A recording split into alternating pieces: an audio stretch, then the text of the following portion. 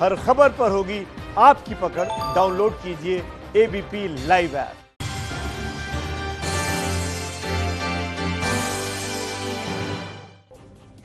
तो ABP reporter में अब बात सुशांत केस की कर लेते हैं। सबसे पहले बात हम ये करने वाले हैं कि क्योंकि रिया चक्रवर्ती ने कोर्ट में पिटीशन दायर की थी, उस पर आज फैसला आना है। हम आपको बता दें कि सुप्रीम कोर्ट में आज सुनवाई होनी है। आधे घंटे में सुप्रीम कोर्ट में ये सुनवाई शुरू हो जाएगी। बिल्कुल शोभना, और सुप्रीम कोर्ट को यह तय करना है कि मामले की जांच कौन करेगा। बिहार सरकार की सिफारिश के बाद सीबीआई ने मामले में केस दर्ज कर लिया है। इसका महाराष्ट्र सरकार और रिया चक्रवर्ती ने विरोध किया है। बिल्कुल, तो कोर्ट ये तय करेगा कि सुशांत मामले की जांच सीबीआई करेगी या कौन करेगा, इस पर फैसला लेना है। लेकिन बिहार सरकार की सिफारिश पर केंद्र सरकार ऑलरेडी ये पूरा मामला सीबीआई को सौंप चुकी है। ईडी भी मामले की जांच कर रहा है। हमारे साथ निपुण सहगल हमारे सहयोगी जुड़ रहे हैं। निपुण से हमारा संपर्क नहीं हो पाया है और हम आपको बता दें कि महाराष्ट्र सरकार और रिया चक्रवर्ती इसका विरोध कर रहे हैं कि ये जांच सीबीआई को सौंपी जाए। बिल्कुल, और लगातार जिस तरीके से इस मामले में पेच पर पेच पड़ते जा रहे हैं, और अभी हमने थोड़ी देर पहले जब दिवाकर से भी बात कराई थी, जो सुशांत के मित्र थे, तो आपने खुद सवाल पूछे थे शोभना उनसे, तो वो किस तरीके से भावुक हो रहे थे और बार बार वो कह रहे थे कि वो आत्महत्या नहीं कर सकते, और उन्होंने साफ साफ एबीपी न्यूज पे कहा था कि ये हत्या है। बिल्कुल, तो जो इस पूरे मामले की गुत्थी उलझती जा रही है सुशांत केस में, सुप्रीम कोर्ट में दलील जो है वो सुशांत के पिता वर्सेस रिया चक्रवर्ती है। रिया चक्रवर्ती ने ये पिटीशन लगाई थी। सुशांत के पिता की दलील है कि केस को पटना से मुंबई ट्रांसफर ना किया जाए। उन्होंने कैविएट भी दायर की थी कि मुझे सुना जाए। कैविएट का मतलब होता है कि कोई भी फैसला लेने से पहले सुप्रीम कोर्ट उनको सुने। पटना में दर्ज एफआईआर का कोई आधार नहीं, ये रिया चक्रवर्ती की दलील सुप्रीम कोर्ट में, और सुप्रीम कोर्ट के फैसले का इंतजार। मामले की जांच सीबीआई कर रही है। सुशांत के पिता की दलील, रिया चक्रवर्ती कहती है कि सुशांत केस में सीबीआई की जांच गैर कानूनी। जबकि राजकिशोर, आपको याद होगा गृह मंत्री अमित शाह से उन्होंने ट्वीट किया था और टैग किया था उनको कि इसकी सीबीआई जांच की जाए, और सुशांत के पिता की दलील है कि मुंबई पुलिस की जांच सही दिशा में नहीं है, जो वो लगातार कहते चले आ रहे थे। और वहीं रिया चक्रवर्ती का कहना है कि सीबीआई और ईडी की मंशा सही नहीं है। इसी तरीके से सुशांत के पिता की एक और दलील है कि मुंबई पुलिस पर भरोसा नहीं है, हमें न्याय चाहिए। और वहीं रिया चक्रवर्ती वही बात कह रही है जो बात संजय राउत कह रहे हैं। शिवसेना के मुखपत्र सामना में भी उन्होंने लिखा था कि बिहार चुनाव की वजह से केस को तूल दिया गया था। तो लगातार वार प्रतिवाद हो रहा है शोभना। और इसी बीच बड़ी खबर यह है राजकिशोर की सुनवाई के लिए जज बैठ चुके हैं और बस अब कुछ ही देर में ये सुनवाई शुरू हो जाएगी। सुशांत सिंह केस में आज हम एक बड़ा खुलासा करने जा रहे हैं। जांच एजेंसियों को पता चला है कि रिया ने सुशांत की मौत के बाद बॉलीवुड के 2 बड़े निर्माता निर्देशकों को कॉल किया था और उनसे मीडिया में हो रही नेगेटिव पब्लिसिटी को दूर करने के लिए मदद मांगी थी। बिल्कुल, और ये बड़ी खबर, इन दोनों ने रिया की मदद के लिए कुछ बड़े पत्रकार, कॉलमिस्ट, सोशल वर्कर को भी कॉल किए थे। एजेंसी बॉलीवुड की ये 2 बड़ी हस्ती और अन्य लोगों से पूछताछ करेगी। तो कुल मिलाकर शोभना, मामला लगातार उलझता ही जा रहा है। जितनी एजेंसी, जितनी पुलिस 2 राज्यों की इसकी जांच कर रही है, और ये कहीं अलग दिशा में चीजें जा रही हैं। बिल्कुल, और राजकिशोर, जिस तरीके से पिता के जो मैसेजेस हैं, चाहे वो उन्होंने रिया चक्रवर्ती को किए हो, चाहे उन्होंने जो उनकी मैनेजर है श्रुति मोदी उनको किए हो, उसमें साफ साफ है कि सुशांत सिंह राजपूत अपने परिवार से दूर थे। और सीधा सीधा आरोप परिवार का रिया चक्रवर्ती के ऊपर है कि जब से वो जिंदगी में आई सुशांत सिंह राजपूत की, तभी से वो अपने परिवार से दूर हो गए। और अब ये जो बड़ा अपडेट है इस खबर में कि सुशांत की मौत के बाद नेगेटिव पब्लिसिटी ना हो, इसके लिए 2 निर्माता निर्देशकों को रिया चक्रवर्ती ने उनके साथ संपर्क साधा और उनसे कहा कि इसको रोकिए। बिल्कुल शोभना, बात यही हो रही कि अगर आपका कोई अजीज जाता है, अगर आपका कोई प्रेमी, अगर उसने आत्महत्या कर ली, उसकी मौत हो गई है, तो आप पहले उसकी जांच चाहेंगी या अपनी छवि सुधारने की कोशिश करेंगे। निश्चित तौर पर रिया की बातों में कुछ सच्चाई हो सकती है कि लगातार उनका कोई मीडिया ट्रायल किया जा रहा है, वो आरोप लगा सकती है। लेकिन सवाल ये है, सवाल सबसे बड़ा यही है कि आखिरकार उन्होंने दूसरों से मदद, छवि सुधारने के लिए क्यों मांगी। हमारे सहयोगी मुंबई से गणेश ठाकुर हमारे साथ मौजूद हैं। तो गणेश, कुल मिला के जो आपने देखा कि वाद प्रतिवाद लगातार चल रहा है, और जिस तरीके से सुशांत के पिता की दलील है और जो रिया की दलीलें आ रही है, और ये जो बड़ी खबर हमने दिखाई है, जो आपने दी है कि किस तरीके से उन्होंने निर्माता निर्देशकों को फोन किया और तमाम जो है स्तंभकारों को फोन किया, तो आखिर ये सब क्या दर्शाता है, इसके पीछे क्या वजह हो सकती है? जी देखिए, सवाल तो खड़े हो गए हैं और इसी सवाल का जवाब ढूंढने के लिए एजेंसीज जुटी है कि आखिर ये फोन करने की जरूरत क्या थी। अगर वो सच्ची हैं, उन्होंने कुछ नहीं किया, तो इस नेगेटिव पब्लिसिटी से वो क्यों घबरा रही थी। इसी वजह से सीडीआर में ये छानबीन में ये बात सामने आई है कि 14 जून को जब सुशांत की मौत हुई, उसके बाद से वो लगातार कुछ लोगों के 2 बड़े नाम सामने आए हैं जिनसे ईडी पूछताछ कर सकती है। कॉल रिकॉर्ड्स रिया के जो लिए हैं उसमें पता चला है कि रिया इनसे लगातार बात कर रही थी और बात करके ये कह रही थी कि जो मीडिया में बातें आ रही है मेरे बारे में उसको हमको डाइवर्ट करना है या उसके बारे में एक अलग पिक्चर प्रेजेंट करनी है। नेगेटिव से पॉजिटिव पब्लिसिटी कैसी हो, इस बारे में हम क्या कर सकते हैं। इन दोनों ने मीडिया हाउस में कुछ बड़े पत्रकारों को कॉल किया था, कुछ कॉलमनिस्ट हैं जिनको कॉल किया था, और समाज सेवा या सामाजिक कार्यकर्ता जो हैं, जो एक्टिव रहते हैं, उनको कॉल किया था कि इसमें क्या हम मदद कर सकते हैं। अब मदद हुई या नहीं ये जांच का विषय है, लेकिन इन दोनों से पूछताछ होगी, ऐसा हमको जांच एजेंसी के अधिकारी कह रहे हैं। रिया से इस मामले में पूछताछ की तब पता चला कि इस तरह की बातें हो रही थी, तो उन्होंने मदद मांगी थी। गणेश ठाकुर, आप हमें नाम की जानकारी दे सकते हैं कि ये कौन 2 बड़े निर्माता निर्देशक हैं जिनसे इन दोनों निर्माता निर्देशकों ने फोन किया था, कि आखिर उनसे क्या बातचीत हुई। तो ये तमाम पहलू हैं। जांच आगे की दिशा में ले जाने की कोशिश एजेंसीज कर रही है। सीबीआई भी जब जांच कर रही है तो इस मामले में जांच करेगी और आगे बढ़ेगी। लेकिन रिया ने कॉल किए थे, रिया के कॉल रिकॉर्ड खंगाले जा रहे हैं कि किन किन से वो बात कर रही थी सुशांत की मौत के बाद और क्या बातें हो रही थी। और इसी महेश भट्ट का नाम सामने आ रहा था। गणेश, मैं आपको रोक रही हूँ। गणेश, हाँ गणेश, महेश भट्ट का नाम सामने आ रहा था। क्या आप बता पाएंगे कि 2 निर्माता निर्देशक कौन है जो कि इन्फ्लुएंस करने की कोशिश कर रहे थे इस पूरी जांच को, या ये कहिए कि नेगेटिव पब्लिसिटी को?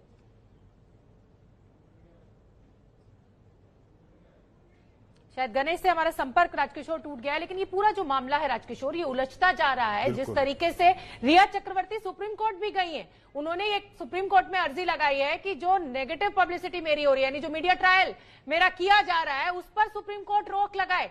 सुनवाई होनी है आज इस मामले पर कि ये पूरा मामला सीबीआई इसकी जांच करेगी या कौन सी जांच एजेंसी इसकी जांच करेगी। लेकिन साथ ही साथ रिया चक्रवर्ती जो ये कहती थी राजकिशोर की सीबीआई से जांच हो, आज वो विचलित नजर आ रही हैं। बिल्कुल यही सबसे बड़ा सवाल है। लगातार जिस तरीके का उनका जो कृत्य रहा है इस पूरे घटनाक्रम के बाद में, और जिस तरीके की उनकी हरकतें रही हैं, उससे उंगलियां उनकी तरफ उठ ही रही हैं और वो लगातार इसमें फंसती दिखाई पड़ी। जो हमारे सहयोगी गणेश ठाकुर ने जो खबर दी, हमने अपने दर्शकों को स्क्रीन पर बताई कि कैसे सुशांत की मौत के बाद में उन्होंने निर्माता निर्देशकों को फोन किया, कुछ स्तंभकारों को फोन किया, और उनको चिंता इस बात की थी कहीं उनका बैड पब्लिसिटी में नाम ना आए। क्योंकि ये बहुत सहज प्रश्न है कि जब आपके साथ कोई हादसा होता है, आपके किसी अजीज के साथ में कोई घटना होती है, तो आप पहले उसका शोक करते हैं, उसका मातम मनाते हैं और उसके परिजनों को या खुद को दिलासा देने के लिए कुछ काम करते हैं। लेकिन आपका ये कौन सा प्रोफेशनलिज्म था और आपको ये चिंता क्यों थी, ये डर क्यों था? और सवाल सबसे बड़ा कि जिस सीबीआई से आप जांच कराने की खुद पैरवी कर रही थी,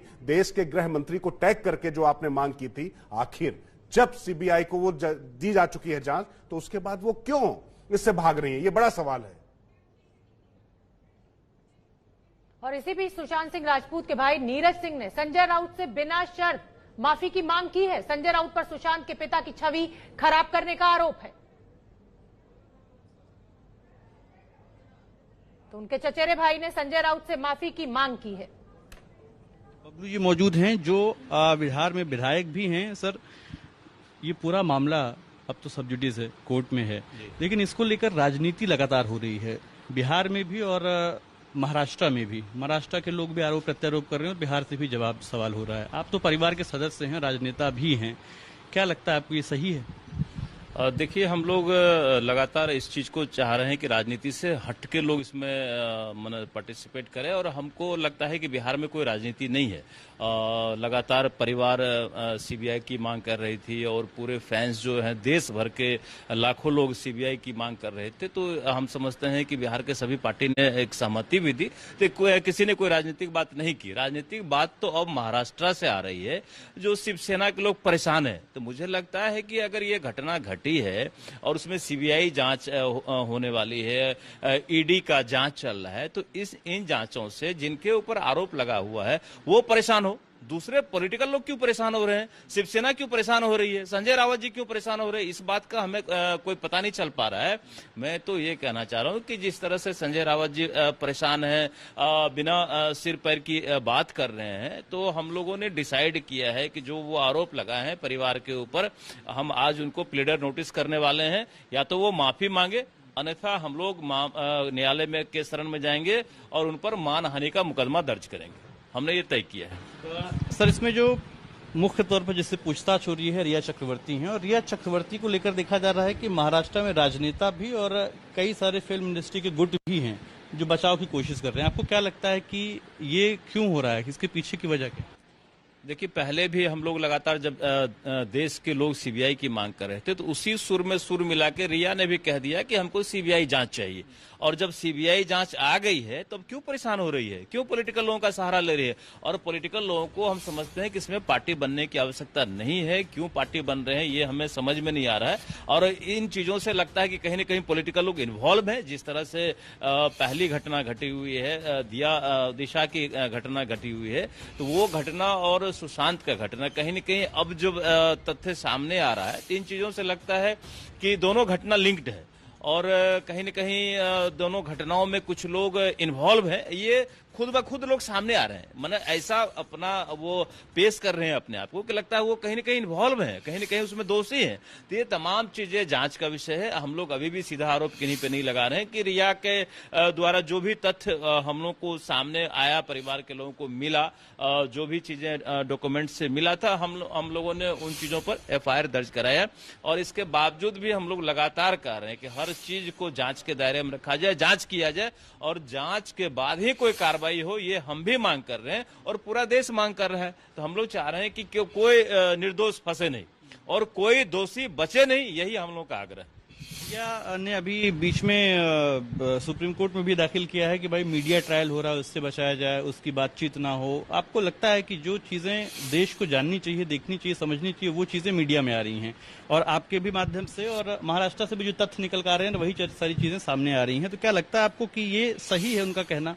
देखिए, ये बिल्कुल बेबुनियाद बातें हैं। मीडिया का काम ही है, मीडिया तो लोकतंत्र का चौथा स्तंभ हम लोग मानते हैं और जो चौथा स्तंभ है वो अपने हिसाब से अपना काम कर रही है और हम समझते हैं कि निर्भीकता से अगर अपना काम कर रही है तो इसमें किसी को घबराने की आवश्यकता नहीं होनी चाहिए, किसी को परेशान नहीं होना चाहिए। सब लोगों को सपोर्ट करना चाहिए, सहयोग करना चाहिए, बजाय कि नई नई बातों लाने से पहले। सर, चूंकि रिया चक्रवर्ती का नाम तो सामने है, उनके साथ जो उनके फैमिली मेंबर्स हैं वो भी हैं, आपको क्या लगता है कि जैसा कि आप तो परिवार के सदस्य हैं, राजनेता बाद में हैं, आप परिवार के सदस्य होने के नाते जाहिर तौर पर आपकी बातचीत भी होती रही होगी, क्या कभी ऐसा लगा आपको कि इस तरीके का माहौल बन सकता है? क्या कभी आपको ऐसा लगा, बड़े भाई हो, छोटे भाई होने के नाते आपको कभी लगा ऐसा? देखिए, कभी ऐसा कुछ हम लोग को महसूस नहीं हुआ था कि ये मामला कहां से कहां इस तरह का हम लोग को दिन देखना पड़ेगा, ये हम लोग कभी सोचे भी नहीं थे। अब ये दिन सामने आया है तो हम लोग इसको माने किस तरह से फेस कर रही है हम लोग बता नहीं पा रहे, बता नहीं सकते। एक आखिरी सवाल सर कि सुप्रीम कोर्ट में आज हियरिंग है, उस पर क्या उम्मीद कर रहे हैं, क्या किस तरीके की? देखिए, पूरा देश आशा लगाए हुए है। ये हम लोगों का डिमांड बाद में आया है, पूरा देश का डिमांड जांच हो, सीबीआई जांच हो, सीबीआई पूरे देश की नजर है, लाखों फैंस, लाखों उसके चाहने वाले चाहते हैं कि सीबीआई से जांच हो। तो हम लोग भी लोगों के साथ हैं और हम लोगों को भी तकलीफ है, तो हम लोग भी चाहते हैं कि दूध का दूध, पानी का पानी क्लियर हो जाए। अगर सीबीआई जांच करती है तो हम लोग को एक आशा उम्मीद जगा हुआ रहेगा कि इसमें कोई गड़बड़ी नहीं हो पाएगी और इनका जांच सही तरीके से हो पाएगा। बहुत शुक्रिया हमसे बातचीत करने के लिए। बबलू जी हैं, विधायक हैं, राजनेता हैं, साथ ही साथ सुशांत के परिवार के सदस्य भी हैं। जाहिर तौर पर सुप्रीम कोर्ट से भी उम्मीद है और सीबीआई जांच से भी उम्मीद है कि जो भी तथ्य आएंगे वो सही होंगे। कैमरामैन राजेंद्र सिंह के साथ आदर्श सिंह, एबीपी न्यूज, बिहार।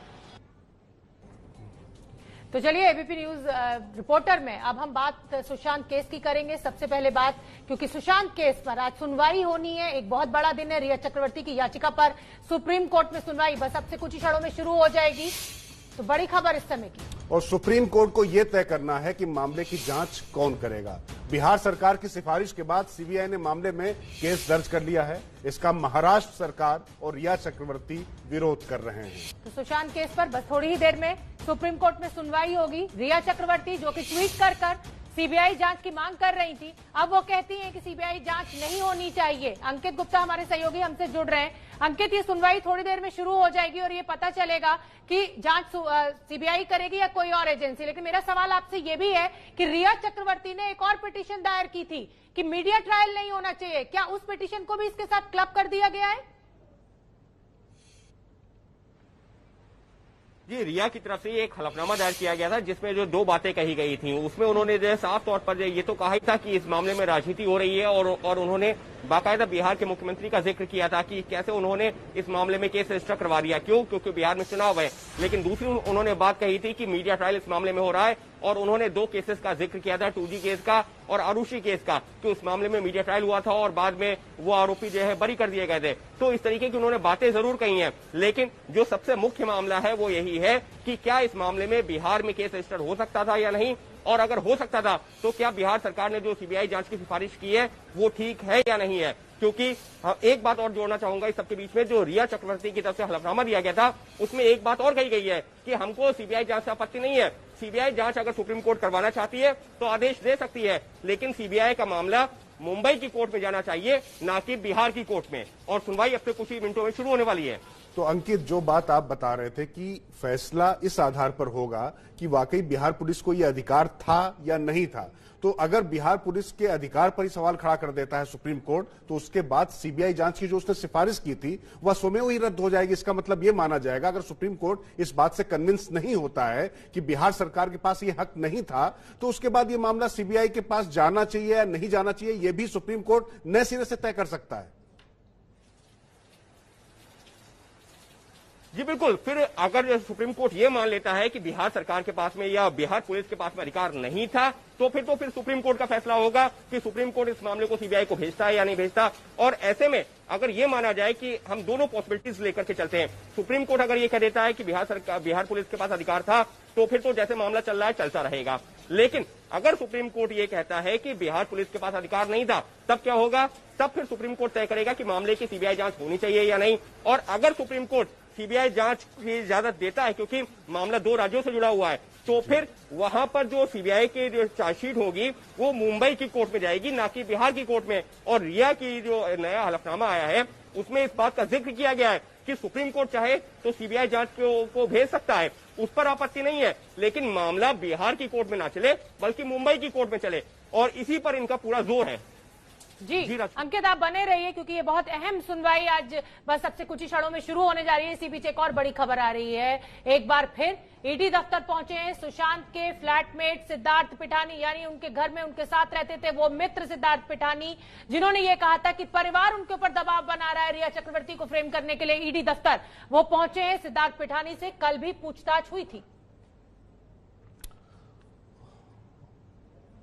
तो जिस तरीके से राजकिशोर ये पूरा मामला उलझता जा रहा है, सिद्धार्थ पिठानी की ये तस्वीर हम दिखा रहे हैं अपने दर्शकों को। बिल्कुल, और सिद्धार्थ पिठानी भी लगातार जांच से बचते हुए दिखाई दे रहे हैं। इसलिए जो और सीधे हमारे सहयोगी ओम प्रकाश तिवारी जो इस मामले पर बहुत पैनी नजर रखे हुए हैं, और आपने कल भी देखा था किस तरीके से जो है ईडी की जांच की वो परतें खोल लेते।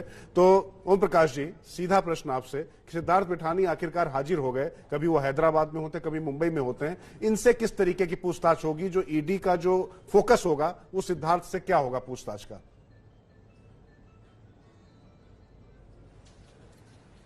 शायद संपर्क हमारा टूट गया ओम प्रकाश से। बड़ी खबर इस समय की मैं एक बार फिर बता दें, सिद्धार्थ पिठानी जो कि फ्लैटमेट हैं सुशांत सिंह राजपूत के, ईडी के दफ्तर में पहुंचे हैं, उनसे पूछताछ की जा रही है। रिया की बॉडी लैंग्वेज पर अब हम बात कर लेते हैं, और वो अब कुछ बदल सी गई है। रिया कल ईडी दफ्तर में दूसरी बार पहुंची थी। पहली बार रिया सहमी हुई सी दिखी थी, लेकिन दूसरी बार उनके हाव भाव में गुस्सा दिखा। बिल्कुल, अब ये रिया का कॉन्फिडेंस था या ओवर कॉन्फिडेंस या खींच, पता नहीं, लेकिन रिया ने इस पूरे मामले में राजनीतिक दांव चल दिया, ये बता दिया कि उनका अगला दांव क्या है। बड़े बड़े फैशन शोज, बड़े बड़े फोटोशूट, फिल्मी पार्टियां, फोटोग्राफर्स को मुस्कुराते हुए पोज देना,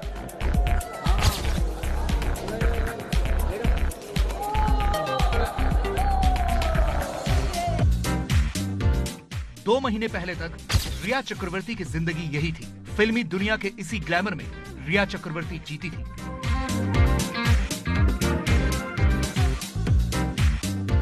जिसका बॉयफ्रेंड एक बड़ा स्टार था।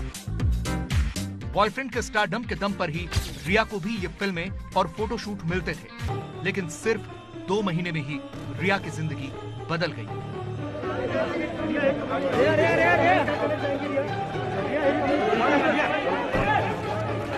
पहले शुक्रवार और अब सोमवार, 2 दिनों में रिया से ईडी कई घंटों तक पूछताछ कर चुकी है।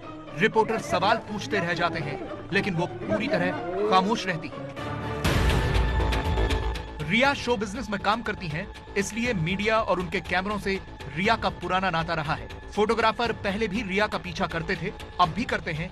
बस फर्क इतना है कि पहले वो मुस्कुराकर बाकायदा पोज देकर फोटो खिंचवाती थी, अब वो फोटोग्राफर्स को देखकर चेहरा छिपा लेती है।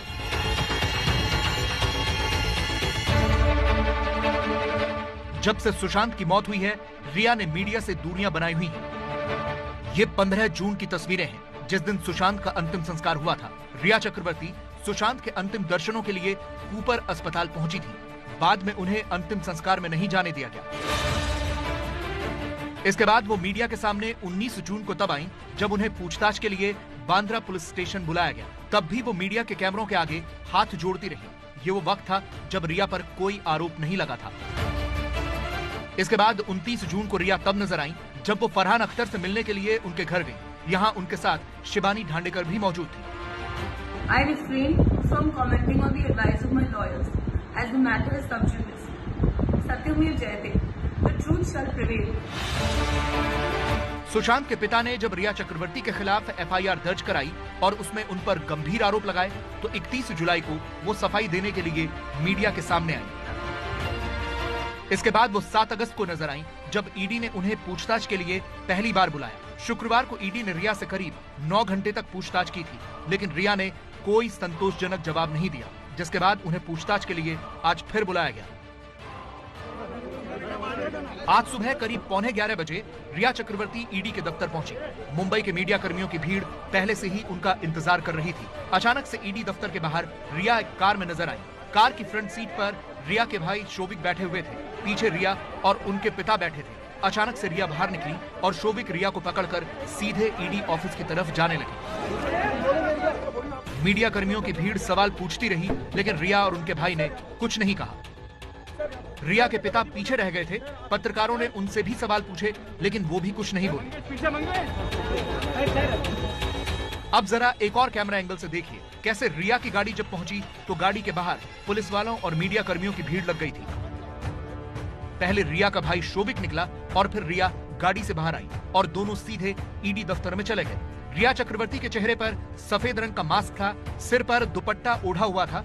वो ईडी दफ्तर की सीढ़ियों के ऊपर चढ़ी और पीछे मुड़ी और कुछ देर के लिए रुक गई। शायद वो अपने पिता को पीछे देख रही थी, लेकिन आज की उनकी ये बॉडी लैंग्वेज देखकर साफ लग रहा था कि वो गुस्से में हैं और ये गुस्सा उन्हें देखकर नजर आ रहा था।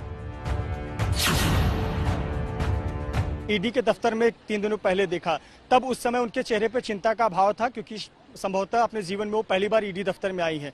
चौथी बार आज जब वो आई हैं तो न केवल रिया चक्रवर्ती, रिया के चेहरे पर साफ गुस्सा था, उनके भाई के चेहरे पर साफ गुस्सा था, उनके पिता के चेहरे पर भी चिंता और गुस्सा दोनों नजर आ रहे थे। ये कई वजह हो सकती है। उन्हें लगातार सवालों के जवाब देने पड़ रहे हैं। मीडिया कर्मी उनसे लगातार सवाल पूछ रहे हैं, पूरा देश उनसे सवाल पूछ रहा है। सोशल मीडिया पर उनको तमाम हजारों मैसेजेस जा रहे हैं और कहीं न कहीं वो भी एक वजह हो सकती है। पर निश्चित तौर पर आज जो उनका बॉडी लैंग्वेज था अन्य दिनों की तुलना में आज बिल्कुल अलग था। जिस तरह से सुशांत सिंह राजपूत की आत्महत्या का मामला नेशनल मीडिया में दिन रात हेडलाइन बना हुआ है, रिया चक्रवर्ती इस बात से भी नाराज हैं और ये नाराजगी उन्होंने आज सुप्रीम कोर्ट में दाखिल एक हलफनामे में भी जाहिर की है। आज के हलफनामे में रिया की तरफ से लिखा गया है, सुशांत सिंह राजपूत जो कि बिहार के रहने वाले थे, दुर्भाग्यपूर्ण तरीके से उनकी मौत बिहार चुनावों से पहले हुई। इसी की वजह से आत्महत्या के इस मुद्दे को इतना उछाला जा रहा है। आशुतोष भाकरे और समीर शर्मा नाम के अभिनेताओं ने भी पिछले 30 दिनों में आत्महत्या की है, लेकिन उनकी मौत पर सत्ता प्रतिष्ठानों में कोई कानाफूसी तक नहीं हुई। सुशांत की मौत के मामले में पटना में FIR दर्ज होने के जिम्मेदार बिहार के मुख्यमंत्री हैं। रिया मीडिया से भी खासी नाराज दिख रही हैं। अपने इस नए हलफनामे में उनकी तरफ से लिखा गया है, मीडिया ने तो 2G और तलवार मामले में इसी तरीके से आरोपियों को दोषी साबित कर दिया था, जबकि बाद में एक आरोपी अदालत से निर्दोष पाया गया। हलफनामे में मीडिया के साथ साथ ईडी पर भी रिया ने अपनी भड़ास निकाली है। लिखा है, हजारों करोड़ के आर्थिक घोटालों की जांच में प्रवर्तन निदेशालय और सीबीआई को कभी कुछ नहीं दिखता, लेकिन यहाँ बिना अधिकार क्षेत्र के तुरंत केस रजिस्टर हो जाता है। याचिकाकर्ता को लगता है कि उसे राजनीतिक एजेंडा के लिए बलि का बकरा नहीं बनाया जाना चाहिए। रिया चक्रवर्ती चाहे जो आरोप लगाएं, लेकिन पहले उन्हें खुद पर लगे इतने गंभीर आरोपों का जवाब देना होगा, क्योंकि वो ईडी का सहयोग नहीं कर रही हैं। तो रिया चक्रवर्ती के ऊपर जो शिकंजा है वो लगातार कसता जा रहा है। सुप्रीम कोर्ट में आज बहुत अहम सुनवाई होनी है। प्रकाश हमारे सहयोगी हमारे साथ जुड़े हुए हैं पटना से। प्रकाश, जिस तरीके से सियासी रंग ले लिया है इस पूरे मसले ने, आज सुप्रीम कोर्ट में भी सुनवाई होनी है। आपके पास आपके सूत्र क्या कह रहे हैं? अब परिवार का अगला कदम क्या हो सकता है? देखिए, एक बात तो साफ है कि बिहार सरकार की भी नजर आज सुप्रीम कोर्ट के आदेश पर है, क्योंकि बिहार सरकार के कई लोग ये मानते हैं कि अगर सुप्रीम कोर्ट ने कोई एडवर्स बातें कह दी तो उसका खामियाजा नतीजा बिहार सरकार को भी भुगतना पड़ सकता है। तो ऐसे में सबकी निगाह लगी हुई है और हर कोई यही देख रहा है। जहां तक सियासत की बात है और सियासी फायदे की बात है, तो अब तक जो कुछ भी मीडिया में बातें आ रही हैं और जनता दल यूनाइटेड या बीजेपी के नेता खुलकर शिवसेना और महाराष्ट्र की सरकार पर निशाने साध रही हैं, उससे यह साफ जाहिर होता है कि बिहार और महाराष्ट्र के बीच में जो कुछ भी बयानबाजी चल रही है उसका फायदा बिहार चुनाव में लेने की पूरी कोशिश हो रही है। जब परिवार की बात है तो परिवार का सिर्फ एक मकसद है कि जो भी रिया चक्रवर्ती पर इल्जाम लगाए गए हैं उसे सीबीआई जांच करे और सीबीआई के ही तहत जो कुछ भी मामला हो वो सामने आए, तभी जाकर के परिवार को शांति मिलेगी। सीबीआई जांच से कम मंजूर नहीं है और सीबीआई के ही जरिए वो अपनी बातें रख रही है। एफआईआर जो अब सीबीआई को ट्रांसफर हो चुका है। बिल्कुल प्रकाश, आपने महत्वपूर्ण बात बताई, लेकिन इसमें एक बात है कि जो लॉ ऑफ नेचुरल जस्टिस है उसके तहत उसकी सबसे बड़ी डिमांड या उसके सबसे बड़े क्लेमेंट जो होंगे वो उनके परिजन होंगे, उनके पिता होंगे, और उन्होंने सीबीआई जांच की मांग की है। तो बाकी कोई भी दूसरा व्यक्ति अगर इसकी सीबीआई से जांच कराई जाए या मुंबई पुलिस करे या पटना पुलिस ना करे, उसकी तुलना में जो उनके परिजन है उनका हक ज्यादा बनता है कानून की दृष्टि में।